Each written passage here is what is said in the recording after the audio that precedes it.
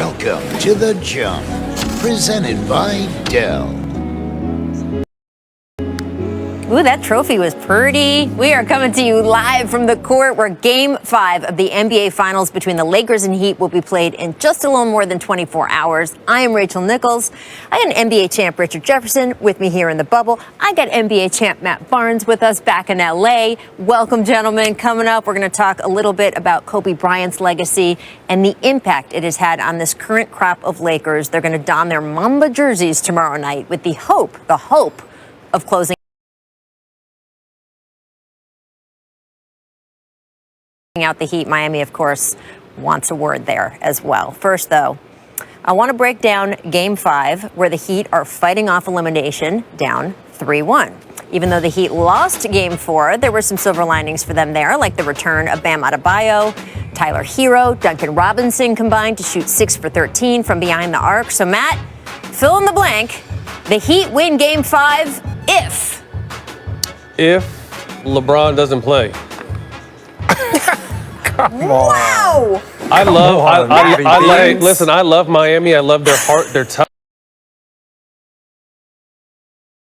All night will be the end of the season. Wow. Look, Matt, I appreciate you taking all of the pressure off of me, saying something crazy.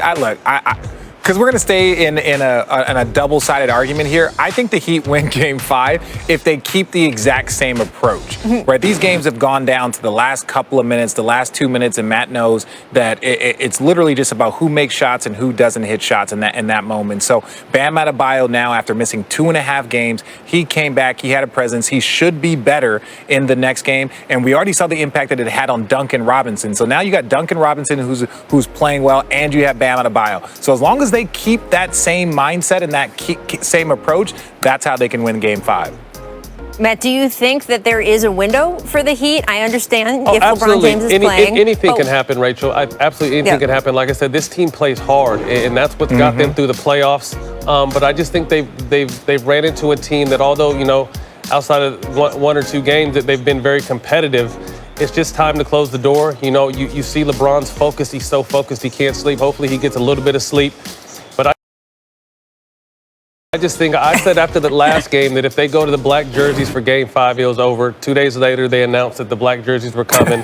I just think it's a line. Obviously, I picked the Clippers because I wanted to see a team I play for finally get over the hump. But obviously, my Lakers are truest to my heart. And it only makes sense to close it out for Kobe in the black Kobe uniforms. And like I said, after Vanessa blessed them. Hey, you got your Warriors that we're going to talk about later in this show, too. I like, by the way, being on with the two of you because between the two of you, you've played for we've covered everything. half the teams. Hey, we've covered everything. We can say we a lot.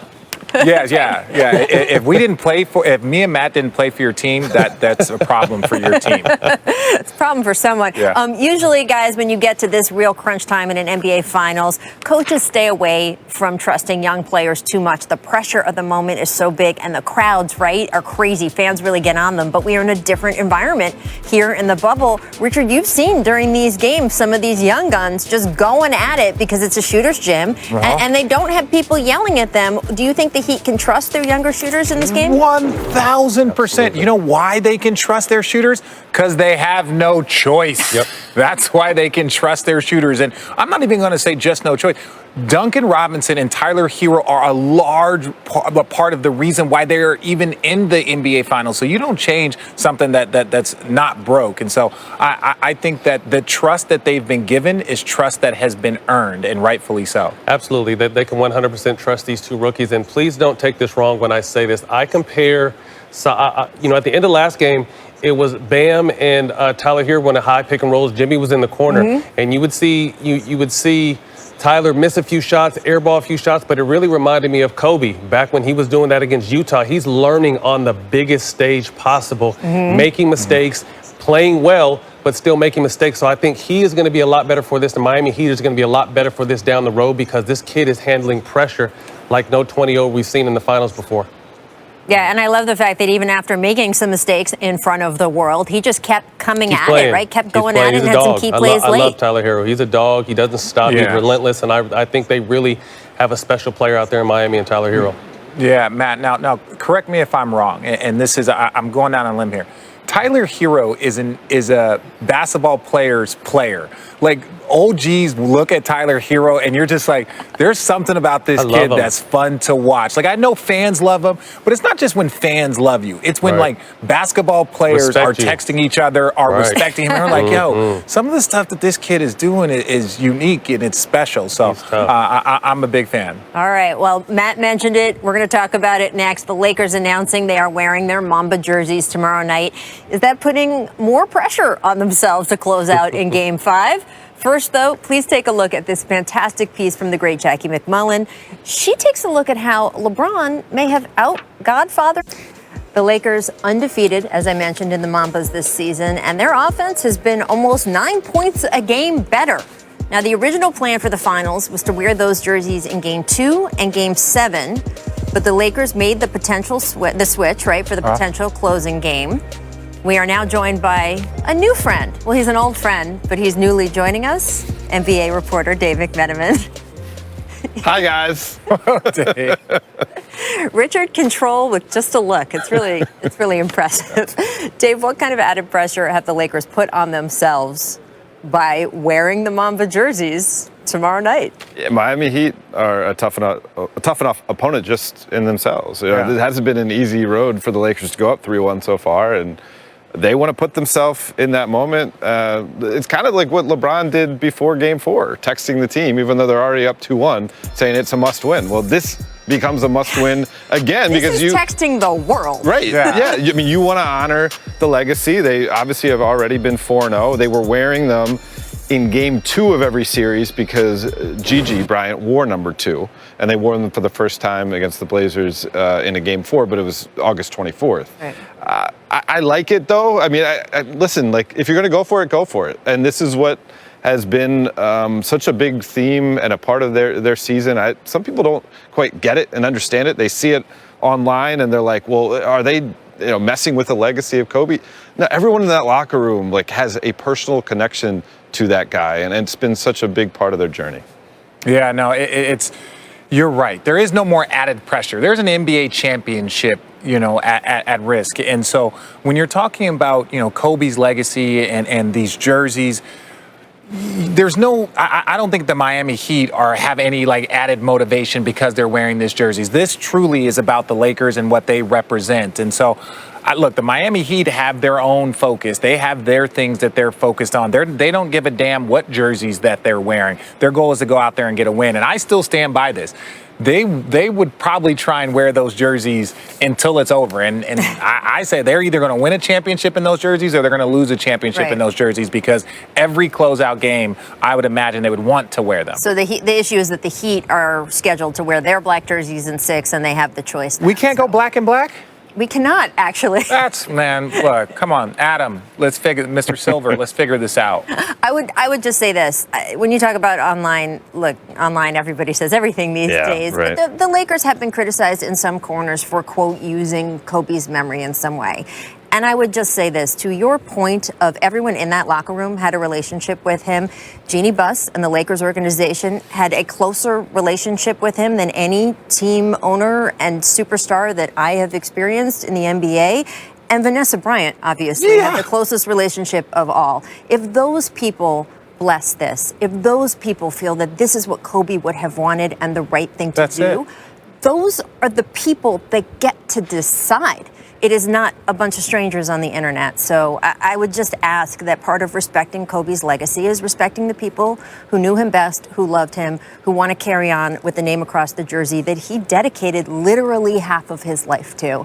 And if this is what they want, that's good by me, as far as I'm concerned. So. No, I could not agree more. Like, I get amazed when people would try and question it. Oh, they're trying to, use this for attention or whatever. It's like, you could see his wife actually posting that she's excited about it. So at that point in time, the conversation's over. There we go. Our new friend, old friend, Dave McMenamin, is going to stay with us. Up next. You going to stay here, Dave? Yeah. I guess they're letting me. We're going to talk a little bit about the legacy of some of the other players involved in this series. Keep it locked. Welcome back to The Jump. I'm Rachel Nichols, live from the court here in the NBA bubble. And I do want to get to Rajon Rondo, who is looking to win his second career title. He has a $2.7 million player option after this season, Dave. So what is Rajon's future with this Lakers team? I spoke to him late last season, and obviously we all know it was a disaster, and he was part of that. You know, as much as the flack that LeBron got for his part in the team's lack of success last year, Rondo did some things that didn't bring a lot of honor to the franchise, sitting on the bench with the stands in the middle of a blowout. Yeah. But he's been instrumental to their success. I have to imagine they would want to bring him back, if only for the reason that he is a bridge between LeBron James and Anthony Davis. He has an independent relationship with Anthony, as does LeBron, and it gives them another voice in that locker room, another strong perspective from experience. Think back to the most pivotal moment in these playoffs for the Lakers. Anthony Davis hitting the game winner at the end of the conference finals game 2 against Denver. The only reason that happens is Rajon Rondo checks himself into the game and is the trigger man. And if it was someone else, Kentavious Caldwell-Pope passing that ball in or anybody else, they would feel the pressure to run the play and get it to LeBron James. Right. But Rajon Rondo made the correct. The Lakers used that to get their momentum all the way to the NBA Finals. Well, look, it's all about what the market is for a player. Like, you know, with that player option, the Lakers are going to keep him because he's undervalued right there. I'm saying, like, he's a very, very good bargain. So I think it's up to Rondo and what he wants. Like, this is at a time in his career where, you know, if they're fortunate enough to win the championship and he's accomplished that, he's accomplished pretty much everything that you can accomplish. So it just depends on what type of role he wants to be in. It's so crazy, though, when you think back to just a few years ago, you were on the Dallas team that asked him to leave during the playoffs. Well, asking him, telling him, like there's a range. And look, I stand by this. Like, I love being Rondo's teammate. Extremely intelligent, hard worker, wants to win. You know, and so I understand where there was a little bit of a conflict there, but I think he's where he wants to be. And I'm not going to lie. Even when we were playing in Dallas, he wanted to be in LA. He said that when we were in Dallas. He's been saying it for years. So I think he's found a home. Just a matter of not if, you know, he wants to stay here. And look, we talk so much about Jimmy Butler and fit. It's just the truth. I mean, I say it all the time, right? The top 10% of guys in the league could play anywhere. The bottom 10% of guys in the league probably shouldn't play anywhere. Yeah. But that middle 80%, they either maximize or not, depending on fit. Rajon Rondo has a great fit with those players and this team. I mean, after LeBron and Anthony Davis, who's been the third most impactful player for the Lakers this postseason run? I would say Rondo. Obviously, he wasn't there for the first round against Portland, coming back from back spasms and that broken thumb. But ever since the Houston series on forwards, he has been so instrumental. And it's not just that play against Denver. It is the way he's gotten Markieff Morris going in the second unit, their camaraderie together. Yeah. And then it's quite frankly, the voice that he has in film sessions. I was told by a team source yesterday the Lakers had an off day, but they still had a team film session. And the two most vocal players, LeBron James, Rajon Rondo, both being very intense and engaged, according to a source. Well, yeah. All right, well, I want to get to another guy on the roster who's had his career certainly changed over the course of this season, Dwight Howard, right? Huge compliment from former Laker, Meta World Peace. He's always going to be Ron Artest to me, sorry. Coach Vogel did a great job giving Dwight some shine as a starter. LA, we put Dwight through a lot in his first stint. He had back surgery. We still bashed him. He had a disc the size of a flat softball removed from his back. Anyway, this is great to cement his legacy. Dwight replied to this piece to thank him. It was a pretty nice moment, right? And for our younger viewers, right? Should we just share? Just share. If you don't know who Ron Artest is, starter, of course, for that last Laker title team back in 2010. Much like Dwight in the present, he had a very, let's just say, difficult path to get to that point. Yeah. That title was a bit of a redemption story, right, for him. And look at Dwight's career path. He began on that Hall of Fame trajectory with the Orlando Magic right here in this city, 2004 to 2012. He was the one who led them to their last finals appearance in 2009. Of course, all those Defensive Player of the Year awards in 2012 traded to the Lakers. That one-year experiment to play with Kobe, Pau Gasol, and Steve Nash did not work. Signed with the Rockets in 2013. Did not work with James Harden either. Dwight bounced around from team after team after that. Did not work. I could just keep saying that over and over again until he got to that non-guaranteed deal at the start of this season. Dwight, I'm so fascinated by the parallel between him and Ron, and you covered that team. How do you see Dwight if he is able to win a title starting in the NBA Finals? It a disaster of a season. I can't underscore that enough. And Dwight Howard was a huge part of it. It was oil and water between him and Kobe Bryant, the stage of their career, their approach to life in general. But quite frankly, Dwight didn't get enough credit for the way he played through injuries. I saw a picture of that disc that Ron is referring to. It was gruesome. And he played through that. He played through a torn labrum that season. But the maturity side wasn't there. This year, he's a different guy. He's a breath of fresh air. And he's stayed by his word from the start. He said, I want to earn it. Don't give me a guaranteed contract. Let me prove that I am as important to this franchise as this franchise is to me in this stage of my life. And here he was, even before the bubble started. He had some reservations about coming down here. The mother of one of his children passed away during the hiatus, and that's a tough thing to deal with. But he wanted to see through his commitment to the franchise, and here he is, a starter on a team that's one win away from the finals, from the championship. Yeah, and it's so impressive because he knew what he had to do. And I think a lot of those stops that he had over the course of those years, he always felt like it wasn't his fault or there were things that could have been handled differently. But I think when he got here, he focused on himself. What can I do to help? Versus like, hey, I want to come here. I need post touches. I need points. I need minutes. I need all of these different things because that's who I am. It's like, hey, I get here and I want to see how I can help. And look, we saw it also this year with Carmelo Anthony. Taking a step back from like what you once were and getting to a spot of I just want to play this game that I love and I want to contribute to a good team. And Dwight was so impressive this year. Look at what he did last round against Jokic. He was a huge reason why the Lakers were able to play and advance in that series. So I'm extremely happy for him. And I think this is a lesson to a lot of guys. As they get older, you got to change your mindset and then you'll get the success that you want. And I think it's so interesting, too, when we talk about quote-unquote redemption stories, right? It's nice to just slap that label on it and tie it up in a neat package.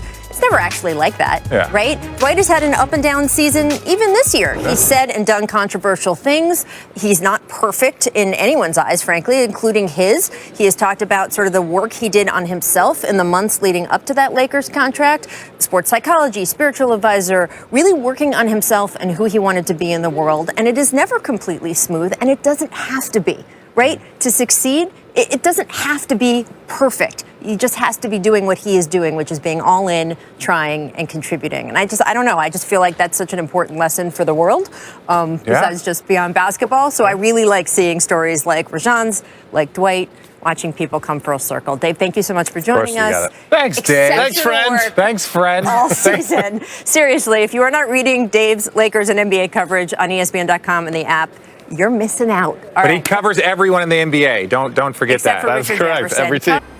Be sure to tune in to The Undefeated Presents The Stop on Sunday at 5 o'clock Eastern. I have seen bits of that. It is incredibly powerful, and I would recommend it to everyone. I want to turn our attention now back to the court.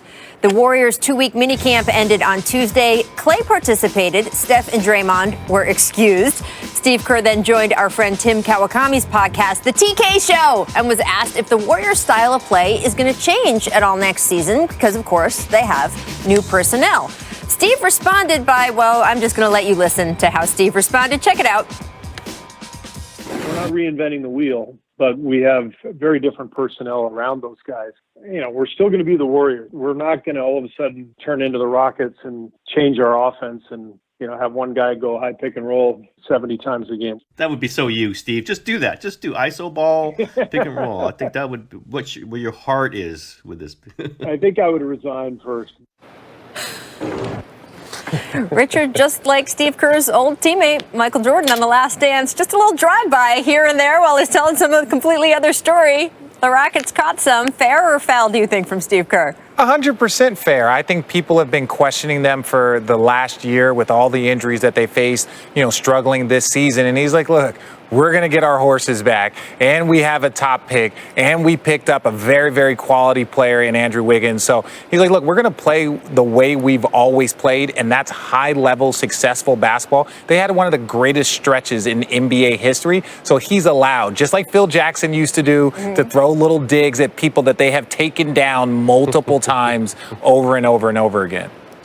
I see nothing wrong with it. Obviously, the Warriors have their recipe for success in championship as we saw their dynasty run.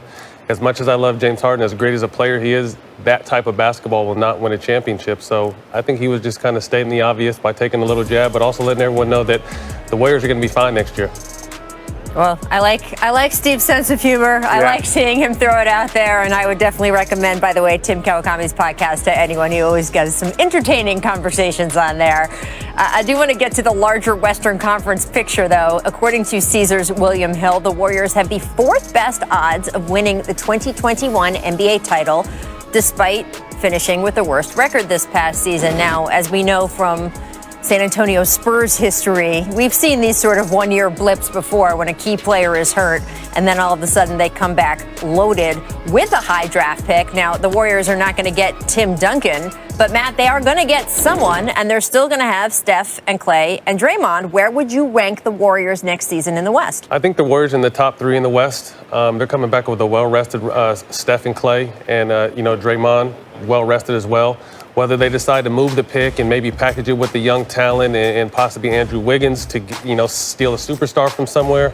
But they're very high on Andrew Wiggins. So I feel that the Warriors are going to be right back where they left off, definitely in championship contention next year, now that they have everyone healthy.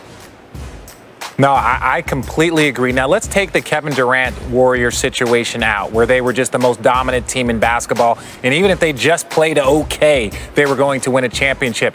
They won a championship and then won 73 games and lost in the finals. That's the style of basketball that they're going to go to, where it's more of a balanced attack. You're going to have a ton of guys that are able to contribute around Steph and Clay. So as much as like the NBA has had, 3 guys here, 3 guys there, now everyone's back to being the same kind of level. And when everyone's on the same level, this Warrior duo is top 2 or 3 in the league. One thing Matt, I will say, though. do you like how Richard got in there, though? Matt, do you like how Richard got in there, that 2016 just talking basketball. series? Do you like how he just brought that in there? Hey, today's the day for sneak digs. I'm not mad at it. But the one thing I will say is the Warriors are going to have to rebuild that bench. The bench was always very key for them with Andre Iguodala, Sean Livingston, David West, Patrick McCaw. They always had a lot of guys that added so much to that team from the bench. So that's one thing I will say, and I said last year, was they definitely need to build that and strengthen that bench out. Well, look, one of the things that was a benefit from sort of the drudgery of last season was that they did have young guys getting a lot of reps and a lot of time out there, and they did make some discoveries. But I agree with you completely. I agree with anything Matt Barnes says on the Warriors because he has a championship ring from that team that we have now personally delivered to him. Oh, I'm all in. All right, stick around, everyone. We are breaking down Game 5 after this. Will Pearson, Matt Barnes. LeBron had an interesting answer at his media availability today when asked about being embraced by the Laker faithful. Take a listen. What I've learned being a Laker is that the Laker faithful don't give a damn what you've done before. Until you become a Laker, you got to do it with them as well. So they don't care about your resume at all until you become a Laker, and then you got to do it as a Laker, and then they'll respect you. I've learned that. Matt, you came to the Lakers, and people had a lot of questions about you, that fan base did. Yeah. Is he right? Oh, absolutely. The Lakers have one of the realest, rawest, in-your-face fan bases. And if you remember, when he first came here 2 years ago, there was a lot of people loved the move, but a lot of people weren't happy and said he had to really earn his stripe because everyone wanted to put him on that Laker Mount Rushmore already. So he's in the process of earning everyone's love and respect. He'll win his first ring this year, and he has a chance to win another ring next year. But when it's all said and done, he'll be an all-time Laker great. He'll be an all-time Laker favorite. And him and AD will be able to hang their jerseys up there one day. Yeah, no, I agree. I think one thing that he learned also is that just because there's Kobe fans and then there's Laker fans. So you think that they're one and the same, but there's like Matt knows, there is a difference. And there were Kobe fans that when Bron joined the Lakers were never going to accept that. They were never going to accept that their favorite player and Bron were going to wear the same jerseys and he had a chance to win more titles underneath that Laker jersey. So I think he understood that. I think that was the hardest part of his first year is that they weren't going to trust trust the process the way they had trusted the same process in Cleveland and in Miami, and he had to earn it, like you said, Matt. I have friends that are diehard Laker fans from here, and they still hate on LeBron for some reason. I'm like, he's about to win you guys a championship, and they still, like Richard said, he couldn't have said it any perfect. There's Laker fans, and then there's Kobe fans, and some, obviously, they're going to be very happy to get this ring, but, you know, the dislike for LeBron may never hate, but I love what he's doing. Like I said, he's going to earn everyone's love and respect with this ring and a possible shot at another one next year. If he wins, obviously, still a few games to go. And Matt, I will say that the whole lesson about Kobe fans and Laker fans, there were Kobe fans who didn't like you when you got to the Lakers because of the whole flinch thing. Rachel, Kobe is the one who endorsed it. Hey, I got death threats coming. You better not come back to LA. We better not see you in LA this summer. And then like I said, Kobe called me in the summertime and had me come be a Laker. So like I said, these Laker fans and Kobe fans are real out here. You got to be careful. I just thought it was amazing that Kobe Bryant was standing there saying, I want Matt Barnes on my team. And fans of his were like, well, because of Kobe, we can't ever have Matt Barnes on our team. Right. There you go. All right, back to the Heat, though. Eric Spoelstra said today Goran Dragic remains doubtful for Game 5 with that plantar fasciitis. It has been hard watching Goran try to try to warm up. Obviously, just the foot is not going to let him. Now, they both have off days, both teams. Who do you think benefits more, Matt, from the extra 24 hours? I think LeBron benefits more himself because he's the one with the most mileage here. You know, he's year 17 at the age he's at, the level he's been playing at, and no one has more of an impact on whether their team wins or loses than LeBron. So obviously it helps Bam, and I still don't see Goran playing because that plantar fascia is nothing you could really play with, but it's going to help Bam's neck. But at the end of the day, it's LeBron with the most mileage and the oldest player out here, and he benefits the absolute most.